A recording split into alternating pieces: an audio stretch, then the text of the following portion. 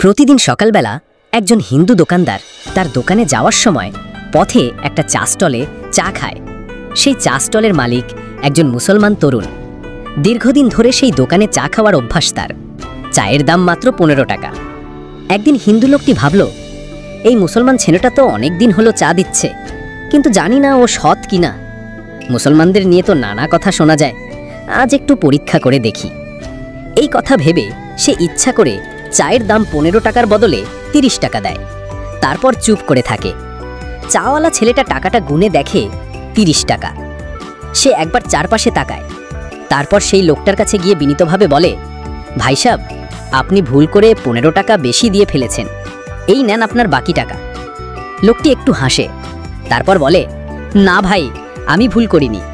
আমি ইচ্ছে করে আপনাকে 15 টাকা বেশি দিয়েছিলাম, কারণ আমি আপনাদের মুসলমানদের সততা পরীক্ষা করতে চাইছিলাম। কিন্তু এখন আমি বুঝতে পারছি তোমাদের মধ্যে সত্যিই সততা আছে। ছেলেটা তখন মনে মনে বলে, আলহামদুলিল্লাহ, আজ যদি আমি লোভে পড়ে এই অতিরিক্ত টাকাটা রেখে দিতাম, তাহলে হয়তো এই মানুষটা ভাবত সব মুসলমান চোর বাটপারের দল। হে আল্লাহ, তুমি আজ আমার ইজ্জত রক্ষা করেছো।